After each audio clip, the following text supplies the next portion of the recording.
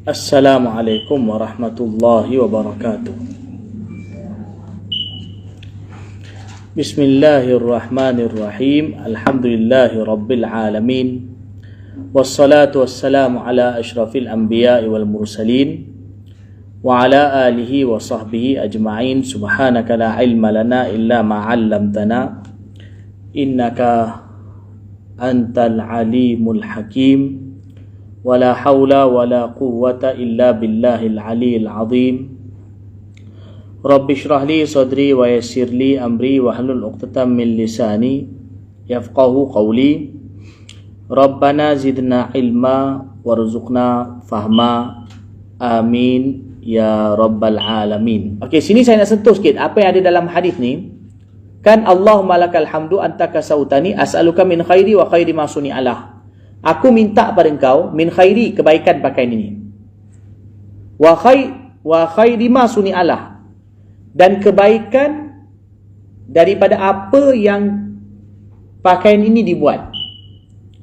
Maksudnya orang yang buat pakaian tu, katalah dia berniat baik pada pakaian itu kita dibuat, tutup aurat dan sebagainya, maka kita minta pada Allah supaya apa kebaikan yang ada pada pakaian tu Allah bagi kat kita.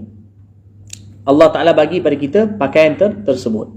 Apa kebaikan yang ada pada pakaian tu. Satu, as'aluka min khairi, minta kebaikan pakaian tu. Wa khairi ma suni'alah tu maksudnya orang yang buat pakaian tu dengan tujuan yang baik. Kalau contoh kata dia niat untuk tujuan baik, kita minta pada Allah supaya bagi kebaikan tu pada kita. Okey, sebenarnya sambung lagi, wa a'udzu bika min syarrih, aku berlindung daripada kau keburukan pakaian. Wa syarri ma suni'alah, dan keburukan pakaian ini dibuat. Katalah waktu orang tu buat pakaian tu, jahit tu ke, dia ada niat tak baik pada pakaian tu, niat benda tak baik pada pakaian tu, maka kita niat supaya Allah lindungkan kita daripada keburukan pakaian tersebut. Di sini tuan-tuan dan puan-puan yang dirahmati Allah Ta'ala,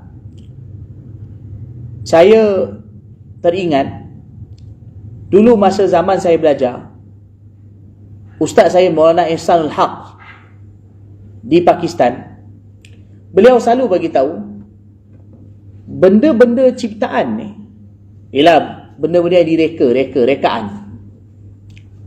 Mungkin kita anggap dia tak ada apa-apa. Ialah kita contoh kata tu benda kan direka, kita pakai benda tu. Tapi Ustaz saya selalu bagi tahu benda-benda yang direka ni, ialah mana benda-benda yang direka cipta, sebenarnya niat mereka tu juga akan beri kesan kepada orang yang gunakan dia. Sebenarnya niat orang yang mereka cipta satu benda juga akan beri kesan kepada apa panggil barang yang dia reka, barang yang dia reka cipta. Dulu saya tanya, Ustaz saya cakap ni mana dalil dia? Tuan-tuan faham apa saya nak bincang ni? Apa yang saya nak bincang ni mudah-mudahan faham. Dulu Ustaz saya selalu bagi tahu apa barang yang direka cipta. Contoh orang bukan Islam, dia buat banyak barang untuk kita. Barang yang dia buat ni, dibuat pada kita, kadang-kadang, bukan kadang-kadang, bahkan niat dia tu kadang-kadang untuk buat benda tu kadang bagi kesan pada kita yang guna. Dia akan bagi kesan. Tapi kalau kita berfikir dalil dia mana? Sebenarnya kalau kita tengok pada doa Nabi SAW, Nabi doa, bila Nabi dapat pakaian, Nabi doa apa? As'aluka min khairi wa khairi ma suni'alah, wa a'udzu bika min syarri wa syarri ma suni'alah. Apa maksud dia?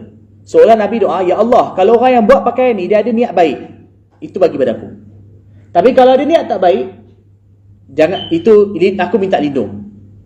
Maknanya apa benda yang direka, kadang-kadang niat satu orang buat benda tu, mereka bila dia reka cipta benda tu, maka kerana kesan dia tu akan bagi kesan pada penggunanya tanpa kita sedari. Ini perkara yang kadang-kadang mungkin kita anggap biasa je, tapi sebenarnya kadang-kadang dia akan bagi kesan. Sebab itu bila dengan kita baca doa, Allah lindungi kita daripada keburukan benda tu, kan? Allah lindungi kita daripada keburukan benda tersebut. Jadi sebab itu kadang-kadang, maaf saya sebut, kadang-kadang orang bukan Islam, mereka banyak buat benda untuk kita. Teknologi zaman sekarang. Sebenarnya saya nak sebut buat handphone, abang nak sebut dulu. Orang bukan Islam banyak buat benda untuk kita, tetapi niat dia Allah yang tahu. Allah yang tahu niat dia. Tapi adakah bagi kesan bagi kita? Bagi kesan. Lagi-lagi kalau kita tak pernah baca doa. Kan orang bukan Islam ini buat macam-macam teknologi untuk kita, dan orang Islam pakai teknologi mereka. Tetapi kerana niat buruk mereka bila buat benda tu, sebenarnya bila kita sebagai pengguna, kita sebagai user, pengguna, kesan pada kita, pada rohani kita. Sebab itu kadang-kadang dengan teknologi yang ada ni, walaupun orang terlalu mengagungkan teknologi, teknologi hebat, kita pun tak ada ketepikan. Tapi kadang-kadang niat si pembuat akan bagi kesan kepada kita yang pemakai, pengguna. Jadi cara nak elakkan tu, itulah baca doa. Kan, baca doa. Kadang-kadang orang kita mungkin pakai teknologi, tapi kadang kita tahu ke orang yang buat tu kadang nak hancurkan kita. Kan? Kalau memang benda tu jahat, confirm lah, memang lagi nak confirm nak hancurkan kita. Tapi kadang-kadang ada benda kadang dibuat, kadang memang kadang pembuat tu kadang memang niat untuk nak merosakkan kita. Kita pakai, seronok pakai. Tapi kadang niat itu bagi kesan. Sebab itulah di sini juga boleh sabitkan, makna kadang-kadang bila kita mengambil barang, menggunakan barang, ialah memberi barang yang Muslim lebih baik. Kan orang Islam buat, biasanya kadang mungkin niat dia baik berbanding orang bukan Islam. Sabitlah, sabit. So kita tengok doa Nabi SAW, Nabi minta kalau benda tu baik, orang tu buat, minta baik. Tapi kalau ada buruk, minta lindung. Jadi hari ni kita dalam kehidupan kita, berapa banyak hari ni kita punya barang-barang yang kita pakai ialah yang buatnya non-Muslim. Kita tak tahu apa niat dia buat barang tu. Kita sebagai pengguna seronok, mudahlah. Tapi kadang-kadang, bukan kadang-kadang, bahkan selalu, apa kadang-kadang orang tu buat benda tu kadang bagi kesan pada kita. Sebab itu jadi cara dia tuan-tuan dan puan-puan yang dirahmati Allah Subhanahu Wa Taala. Jadi kerana itulah termasuk juga kadang-kadang kan orang-orang yang takwa, mereka juga bila nak ambil barang, kadang ambil berat daripada mana mereka ambil barang. Kan ni masuk dalam bab pembeli. Kan makna kita kadang beli dari orang baik, orang soleh, maka akan bagi kesan kepada kita. Kalau itu tuan-tuan, kalau benda-benda macam baju yang kita tak ni, yang kita pakai, lagilah begitu besar makanan. Lagilah besar. Sebab itu para ulama dulu, maknanya cukup ambil berat bila bab makanan, hanya makan daripada makanan orang yang baik-baik. Kan? Maknanya makan daripada orang yang baik-baik. Kalau bukan orang baik, maka mereka mereka akan jaga-jaga daripada makanan orang yang tak baik. Lagi kalau orang ni, orang yang tak jaga solat dan sebagainya. Okay, tapi zaman ni macam mana kita nak ni tuan-tuan, susah kan. Zaman ni boleh kata segala benda kita pakai teknologi. Yang buat mana? Korea, Jepun. Tu suka Korea tu. Kan? Barang semua Korea. Tu mungkin sebab tu kadang hati suka Korea. Sebab barang semua keliling Korea. Jepun, ada keagungan Jepun. Padahal dia basuh kencing pun tak reti. Kan? Kita suka. Sebab kadang-kadang kita banyak pakai barang dia, kadang-kadang niat dia tu menyebabkan dalam hati kita akan datang perkara tersebut. Macam-macam lagi. Jadi tuan-tuan dan puan-puan dirahmati Allah, jangan kita ambil kadang ringan perkara ini. Hakikatnya kadang apa yang kita pakai bagi kesan bagi kita. Ini dulu zaman saya belajar, Maulana Ihsanul Haq rahmatullah alaih, astagfirullah, hidup lagi. Maulana Ihsanul Haq hafizahullah. Sekarang kan dah sakit. Beliau anak murid Maulana Zakaria rahmatullah alaih. Dan juga pengarang kitab ni Maulana Yusuf rahmatullah alaih juga antara ustaz dia. Maulana Ihsan ni anak murid Maulana Zakaria dan juga anak murid Maulana Yusuf rahmatullah alaih. Jadi beliau selalu bagi tahu dalam ceramah beliau, masa saya belajar saya selalu dengar, beliau kata pembuat barang, apa yang dia buat akan bagi kesan pada jiwa kita, rohani kita. Maka itu sebab beliau kata, apa yang Nabi SAW ajarkan pada kita ialah sudah pasti kalau kita buat amal, dia akan bagi kesan yang baik pada jiwa kita. Tapi kalau orang kafir, orang Islam, macam benda dia buat. Itu tadi abang tanya saya handphone kan. Kita tak tahulah handphone ni, walau kadang-kadang macam mana kita jaga pun, tapi kadang-kadang susah, kita terbabas kadang-kadang nak jaga dia betul-betul. Sebab kita tak tahu kadang orang bukan Islam yang buat handphone ni apa niat dia. Kita pakai, walaupun kita duk kata pakai untuk tujuan baik, tapi kadang-kadang banyak dalam memakan, mungkin dalam 1 juta orang pakai, mungkin 10 orang yang dapat guna dengan cara baik, tapi yang lainnya guna dengan cara yang salah. Kerana itu Nabi SAW banyak ajar pada kita doa. Bila dapat benda, doa. Sebab itu tuan-tuan dan puan yang dirahmati Allah, doa ini minta kebaikan benda tu dan minta lindung. Doa yang dekat-dekat macam ni juga Nabi SAW ada baca bila dapat kenderaan. Dalam hadis ada beritahu Nabi SAW,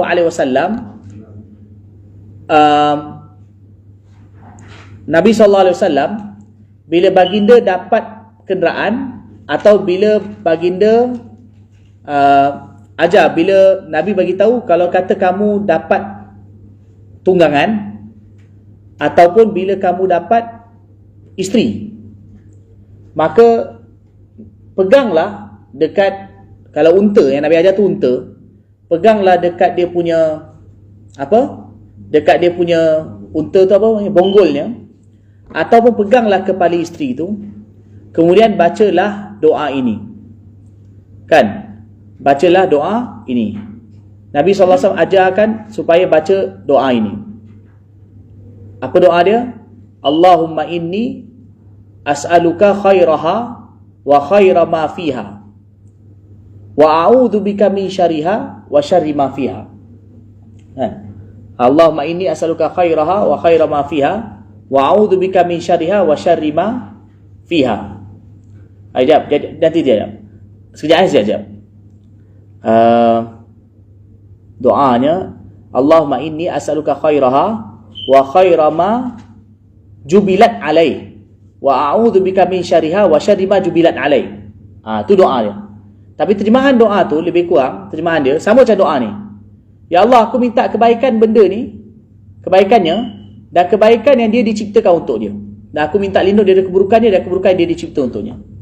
Kalau dia beli tu, kalau dia dapat tu unta, Nabi ajar pegang dekat belakang bonggol unta tu, baca doa ni.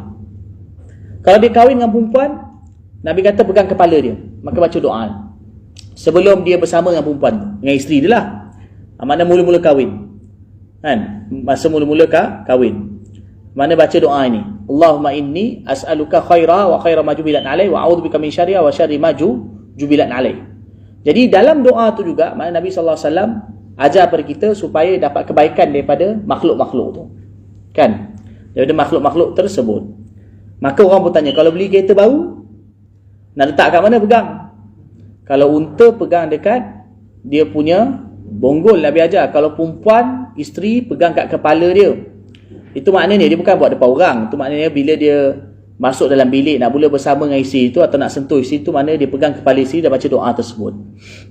Jadi kalau kata kereta baru, nak pegang kat mana? Steering. Hari tu saya ceramah pasal ni kat Johor.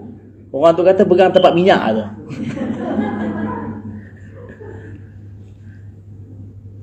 Kalau nak kiaskan zaman sekarang, kalau orang beli kereta baru, sunatlah baca doa ni. Dia kiaskan kepada zaman dulu orang naik unta, sekarang tak naik unta, maka naik kereta. Dia nak pegang mana? Jadi boleh jadi tak betul orang tu kata, wallahualam. Satu pakcik tu, dia buat lawak-lawak kan dengan saya, duduk tepi saya. Dia tu, Ustaz, kalau kereta baru Ustaz pegang tempat minyak ke? Saya pun tak dapat jawab, tapi saya rasa boleh jadi apa dia kata tu betul. Boleh jadi apa yang dia katakan ni ada saudara kita ni kata pegang dekat bonet kereta. Ustaz, moga jangan meragam. Wallahualam. Tapi mungkin juga boleh pegang lah mana-mana bahagian ni. Tapi Nabi SAW ajar pegang, kalau perempuan pegang kepala, kalau dekat unta pegang bonggol dia. Jadi kalau lelaki tu kata, kalau orang yang tu kata, dia kata pegang kat tempat minyak, boleh jadi kot. Sebab pegang bonggol, sebab kerana dalam bonggol tu itu sebagai air dia. Jadi kekuatan unta pada air dia tu. Dan kalau pegang kalau pegang apa tadi? Kalau kereta, kekuatan dia secara umum kat minyak lah. Jadi boleh jadi betul juga apa orang tu cakap. Wallahualam. Okey. Tapi ada dalam hadis, ni bukan gurau-gurau. Ini apa yang saya kata ni. Nabi SAW mana bila ada benda, Nabi ajar kepada kita supaya kadang benda tu kadang ada keburukan pada dia, tapi doa. Jadi sebab itu bila kalau kita dapat dapat barang baru ke, baju ke, kereta ke, beli bahkan termasuk juga isteri ke, maka disunatkan baca doa tersebut diajar oleh Nabi SAW kepada kita. Jadi nak beritahu besarnya peranan doa. Besarnya peranan doa. Allahumma inni as'aluka min khairihi wa khairi ma suni'alah, wa a'udzu bika min syarrihi wa syarri ma suni'alah. Okey.